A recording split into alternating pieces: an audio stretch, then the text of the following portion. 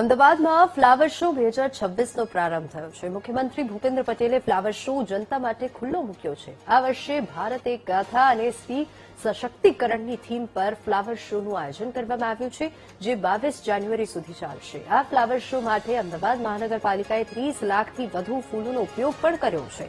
ઉલ્લેખનીય છે કે આ વર્ષે ગત વર્ષની સરખામણીએ ફ્લાવર શો નિહાળવા થોડો મોંઘો થયો છે. આ વર્ષે સોમવારથી શુક્રવાર સુધી ફ્લાવર શો માટે ₹80 ટિકિટ નક્કી કરવામાં આવી છે, જ્યારે શનિવાર અને રવિવાર માટે ₹100 ટિકિટ રાખવામાં આવી છે. આ સાથે જ પ્રાઇમ ટાઇમ માટે ફ્લાવર શોની ટિકિટ ₹500 રાખવામાં આવી છે. અમદાવાદ મહાનગરપાલિકા સંચાલિત સ્કૂલના બાળકો નિઃશુલ્ક ફ્લાવર શો નિહાળી શકશે, જ્યારે અન્ય સ્કૂલના બાળકો ₹10માં ફ્લાવર શો નિહાળી શકશે.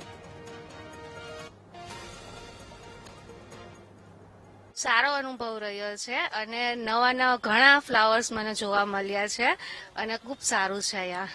અને હું સેકન્ડ ટાઈમ ગયા વર્ષે બી આવી હતી ને આ વર્ષે બી આવી છું. બહુ સારું છે.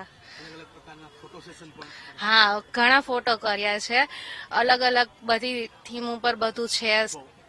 બહુ સરસ અનુભવ રહ્યો મારો ને હું ઘણા ટાઈમથી આવું છું દર વર્ષે, અને દર વખત નવી વેરાયટી જોવા મળે છે, તો એક આનંદ મળે છે.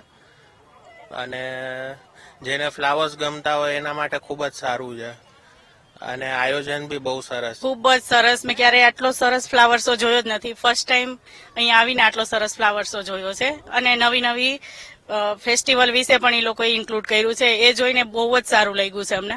और मैं छत्तीसगढ़ से आई हुई हूँ और यहाँ मैं पहली बार ही आई हूँ गुजरात में, और स्पेशली हम लोग फ्लावर शो देखने के लिए आए थे. और यहाँ देखने के बाद ऐसा इतना मनमोहक नजारा है, इतने सुंदर फूल और हमारे बहुत डिफरेंट कल्चर्स हैं, हमारी स्पोर्ट्स, उन सबको फ्लावर से जैसा डेकोरेट किया गया है, जैसा दिखाया गया है, मंत्रमुग्ध कर देने वाला अनुभव रहा है मेरा यहाँ पे. और ये पहली दफा मेरा आना हुआ है और ऐसा महसूस हो रहा है कि मुझे अब हर बार आना पड़ेगा. बहुत ही सुंदर और बहुत ही अच्छे नजारे हैं.